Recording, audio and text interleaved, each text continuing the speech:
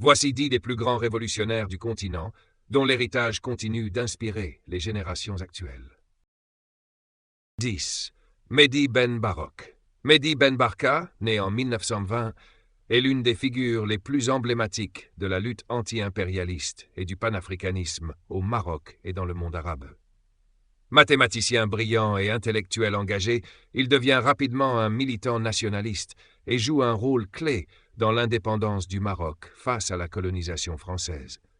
En 1959, il fonde l'Union nationale des forces populaires, UNFP, un parti socialiste qui prône des réformes démocratiques et une rupture avec les élites conservatrices du pays. Ben Barka est aussi un panafricaniste convaincu. Il milite pour l'unité des peuples du Sud contre le néocolonialisme et devient le principal organisateur de la conférence tricontinentale qui devait réunir en 1966 des mouvements révolutionnaires d'Afrique, d'Asie et d'Amérique latine à La Havane.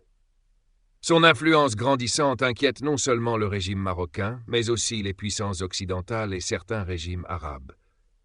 Le 29 octobre 1965, il est enlevé en plein Paris par les services secrets marocains, avec la complicité des services français et probablement du Mossad israélien. Il est torturé et assassiné, mais son corps n'a jamais été retrouvé, faisant de sa disparition un mystère d'État. Son assassinat choque le monde et symbolise la répression des mouvements progressistes en Afrique. Aujourd'hui encore, Mehdi Ben Barka reste un héros du tiers-mondisme et un symbole de la lutte pour la justice sociale et l'émancipation des peuples opprimés. 9. Abdelkader El-Djezaïri, Algérie. Abdelkader El-Djezaïri, né en 1808, est l'un des plus grands résistants de l'histoire de l'Algérie. Chef militaire et intellectuel, il mène une lutte acharnée contre la colonisation française au XIXe siècle. Fils d'une famille religieuse et érudite, il grandit dans un environnement où l'islam et la culture arabe jouent un rôle central. Lors de l'invasion française en 1830, il devient rapidement un symbole de la résistance nationale. En 1832, il est proclamé émir et unifie plusieurs tribus pour combattre l'occupant. Grâce à son génie militaire et stratégique, il inflige plusieurs défaites aux Français, utilisant des tactiques de guérilla très avancées pour l'époque.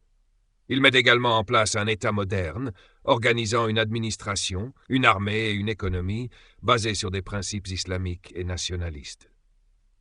Cependant, face à la supériorité militaire française et aux trahisons de certains chefs locaux, il est contraint de se rendre en 1847, après 15 ans de combat.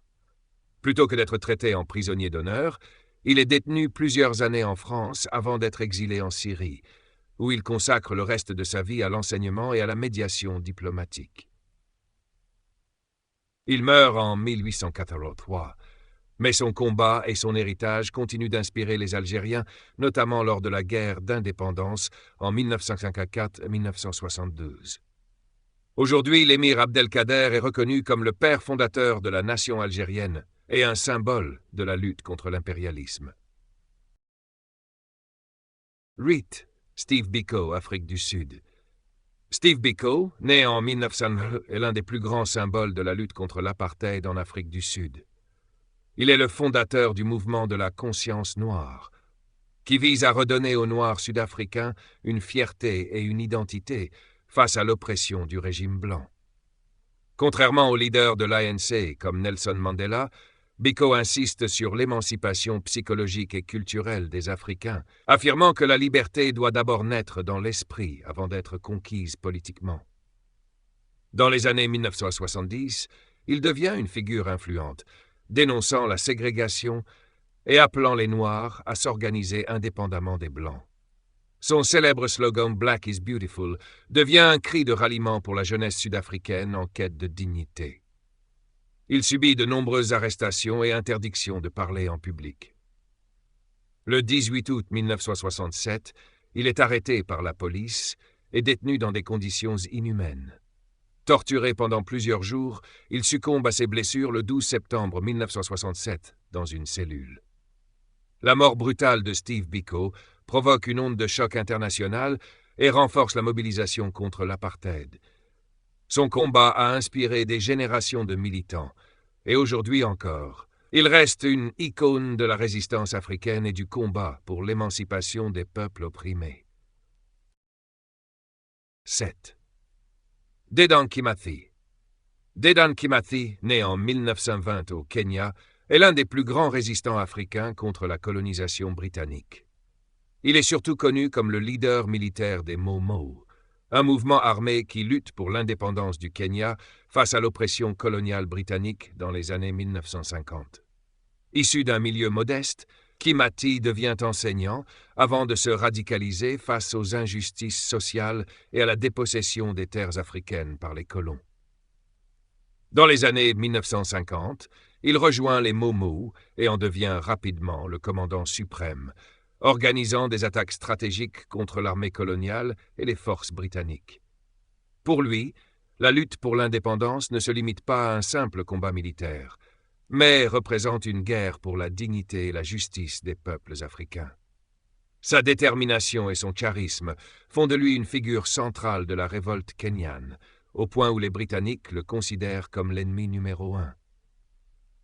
Le 21 octobre 1956, Dedan Kimathi est capturé par les forces coloniales et condamné à mort. Malgré les appels internationaux pour sa libération, il est exécuté par pendaison le 18 février 1957. Son combat ne fut pas vain, car quelques années plus tard, en 1963, le Kenya obtient son indépendance. Aujourd'hui, Dedan Kimathi est reconnu comme un héros national au Kenya, et son nom reste associé au courage et à la résistance contre l'oppression coloniale. 6. Samora Machel. Samora Machel, né en 1933, est une figure emblématique de la lutte pour l'indépendance du Mozambique et un fervent défenseur du socialisme africain. Issu d'une famille de paysans, il prend conscience très tôt des injustices du système colonial portugais. Il se forme comme infirmier avant de s'engager dans la lutte armée contre le régime colonial, rejoignant en 1972 le Front de libération du Mozambique, Frelimo.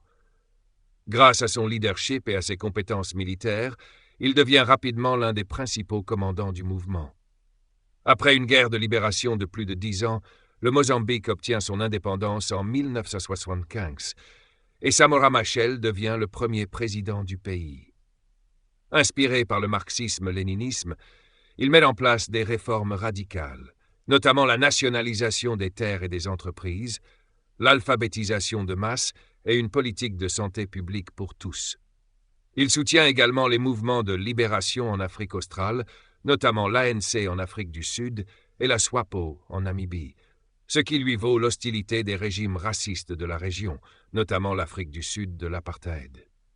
Le 19 octobre 1986, son avion s'écrase mystérieusement en Afrique du Sud, près de la frontière mozambicaine.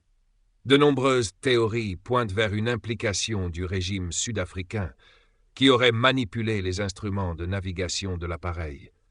Son décès marque une grande perte pour l'Afrique, mais son héritage révolutionnaire demeure vivant au Mozambique et au-delà.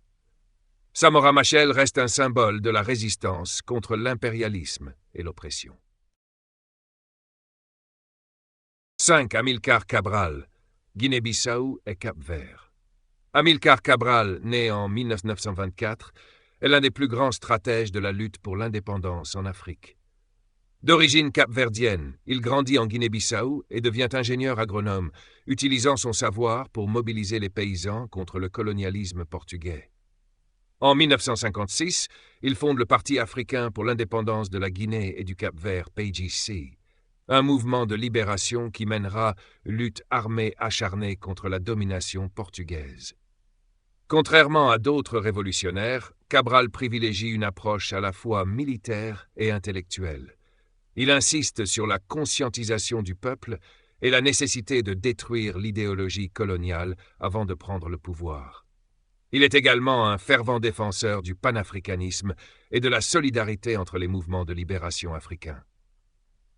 Grâce à ses stratégies militaires et diplomatiques, son mouvement contrôle près de 2/3 de la Guinée-Bissau, avant même l'indépendance officielle du pays. Cependant, il ne verra jamais la libération de son peuple. Le 20 janvier 1973, il est assassiné par des membres dissidents de son propre parti, manipulés par les services secrets portugais. Son meurtre est un coup dur pour la Révolution, mais son influence perdure. En 1964, la Guinée-Bissau obtient son indépendance, suivie du Cap-Vert en 1975. Aujourd'hui encore, Amilcar Cabral est considéré comme un héros de l'émancipation africaine et une référence incontournable pour les mouvements révolutionnaires. 4. Kwame Nkrumah. Kwame Nkrumah est l'un des pères du panafricanisme et le premier dirigeant d'un pays africain à obtenir son indépendance. Né en 1909 en Côte de l'Or, actuel Ghana, il poursuit ses études aux États-Unis et au Royaume-Uni, où il est influencé par les idées marxistes et panafricanistes. À son retour en Afrique, il devient le leader du Convention People's Party, CPP, et mène une lutte acharnée contre le colonialisme britannique. Grâce à son charisme et à son organisation politique, il parvient à mobiliser les masses populaires. En 1957, sous sa direction, le Ghana devient le premier pays d'Afrique subsaharienne à obtenir son indépendance. Nkrumah devient ensuite le premier ministre, puis président du Ghana, mettant en place une politique de modernisation rapide basée sur l'industrialisation, l'éducation et l'unité africaine. Il milite activement pour la création des États-Unis d'Afrique, convaincu que l'unité du continent est essentielle pour son développement et son indépendance économique. Cependant, son ambition et ses choix politiques lui attirent des ennemis tant à l'intérieur qu'à l'extérieur du Ghana. En 1966, il est renversé par un coup d'État militaire soutenu par la CIA alors qu'il était en voyage en Chine. Exilé en Guinée, où il est accueilli par Sékou Touré, il continue à promouvoir le panafricanisme jusqu'à sa mort en 1972. Son héritage reste puissant et son rêve d'unité africaine continue d'inspirer de nombreux leaders et mouvements militants. 3. Nelson Mandela, Afrique du Sud. Nelson Mandela, figure emblématique de la lutte contre l'apartheid, est né en 1918 dans la province du Cap-Oriental, en Afrique du Sud. Dès son jeune âge, il s'engage dans la résistance contre le système raciste mis en place par le régime blanc sud-africain. Membre du Congrès national africain ANC, il devient un leader incontournable du mouvement anti-apartheid. Après des années de militantisme pacifique, il cofonde en 1961 la branche armée de l'ANC, Umkhonto we Sizwe, en réponse à la répression violente du régime. En 1962, il est arrêté et condamné à la prison à perpétuité lors du procès de Rivonia en 1964. Mandela passe 27 ans en prison, principalement sur l'île de Robben Island, où il devient un symbole de la résistance mondiale contre l'injustice. Grâce aux pressions internationales et aux luttes internes, il est libéré le 11 février 1990.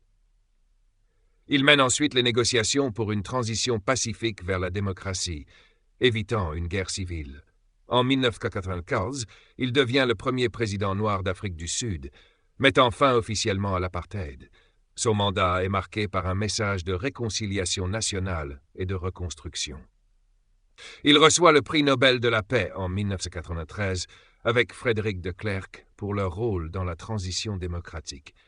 Mandela reste aujourd'hui une icône mondiale de la paix, de la justice et du pardon. 2. Thomas Sankara, Burkina Faso. Thomas Sankara, surnommé le Che Guevara africain, est une figure révolutionnaire majeure du continent. Né en 1949 en Haute-Volta, actuel Burkina Faso, il s'engage très jeune dans l'armée et développe une conscience politique influencée par le marxisme, le panafricanisme. En 1983, il prend le pouvoir à la suite d'un coup d'État orchestré par son ami Blaise Compaoré et instaure une politique radicale de transformation sociale.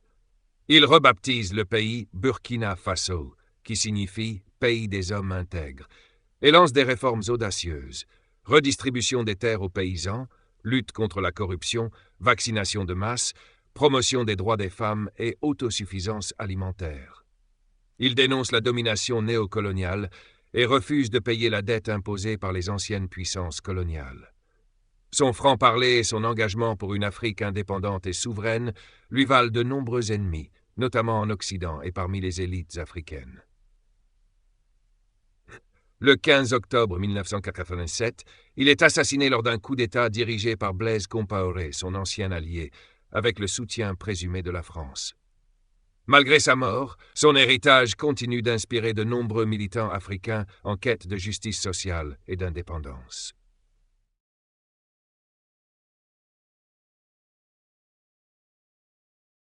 « 1. Patrice Lumumba. Congo. Patrice Lumumba est l'une des figures les plus emblématiques de la lutte pour l'indépendance en Afrique. Né en 1925, il devient un acteur majeur du mouvement anticolonial au Congo belge. Fondateur du mouvement national congolais, MNC, il prône une indépendance immédiate et totale, contrairement au plan progressif proposé par l'administration coloniale belge. En 1960, il devient le Premier ministre du Congo indépendant. Mais son mandat est marqué par de fortes tensions politiques et internationales. Son discours du 30 juin 1960, où il dénonce publiquement les abus du colonialisme belge devant le roi Baudouin, reste l'un des moments les plus marquants de l'histoire africaine. Accusé de sympathie communiste en pleine guerre froide, Lumumba est renversé par un coup d'État soutenu par la Belgique et les États-Unis. Capturé, il est torturé et assassiné le 17 janvier 1971 par des forces sécessionnistes du Katanga, avec la complicité des puissances occidentales. Son assassinat en a fait un martyr du panafricanisme et un symbole de la lutte contre l'impérialisme.